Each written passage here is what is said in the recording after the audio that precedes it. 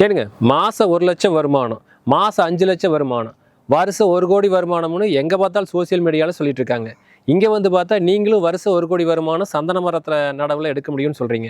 கொஞ்சம் நம்புற மாதிரி சொல்லுங்களேன். ஏங்க, பேரே தெரியாத கோழியை கொண்டு வந்து நகத்துல காசு, முட்டையில காசு, பொங்குல காசு, கறியில காசு, ஆயில்ல காசுன்னு சொன்னப்பெல்லாம் நம்புனீங்க. சட்டப்படியா இருக்கக்கூடிய சந்தன மர வளர்ப்பை பத்தி இந்திய வன ஆராய்ச்சி, தமிழ்நாடு வனச்சட்டம் எல்லாமே சட்டப்படி சொல்லி இருக்கக்கூடிய விஷயத்தை தாங்க நான் சொல்றேன். நடைமுறையில எல்லாமே சாத்தியமானு பார்த்துட்டு தாங்க சொல்றேன். ஒரு ஏக்கருக்கு 450 சந்தன மரம் நடலாம். அந்த சந்தன மரத்தினுடைய ஆயுட்காலம் 15 வருடம். ஒரு மரத்துல 10 to 15 கிலோ சந்தன கட்டை கிடைக்கும். ஒரு கிலோ கட்டையினுடைய விலை 50,000. 10 கிலோ கட்டையினுடைய விலை 5 லட்சம்.